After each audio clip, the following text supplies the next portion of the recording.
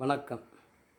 நீண்ட இடைவேளைக்கு பிறகு குரலும் பொருளும் நிகழ்ச்சியில் உங்களை எல்லாம் சந்திப்பதில் மிகவும் மகிழ்ச்சி அடைகிறேன். 1330 அருங்குறளும் பாயிரத்தினோடு பகர்ந்ததன் பின் போயொருத்தர் வாய்கேட்க நூல் உளவோர் மண்ணு தமிழ் புலவராய் வீற்றிருக்கலாம் என்பது திருவள்ளுவ மாலையாகும். அந்த வகையிலே இன்றைய குறட்பாவாக 5வது அதிகாரத்தில் இல்வாழ்க்கை என்ற அதிகாரத்தில் இல்வாழ்வான் என்பான் இயல்புடைய மூவர்க்கும் நல்லாற்றின் நின்ற துணை. இல்வாழ்வான் என்பான் இயல்புடைய மூவர்க்கும் நல்லாற்றின் நின்ற துணை. பொருள்: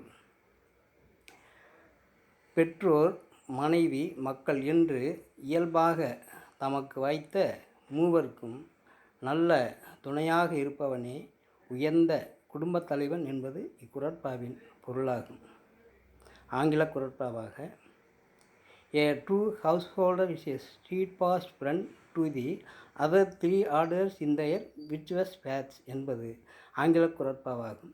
திருக்குறள் படித்தால் உயர்வு கிட்டும், திருக்குறள் படித்தால் பண்பாடு தானே வரும், திருக்குறள் படித்தால் மனம் மாசு ஒழியும், திருக்குறள் படித்தால் தெய்வ நிலை எய்தலாம் என்று கூறி மீண்டும் அடுத்த குறட்பாவில் சந்திக்கலாம்.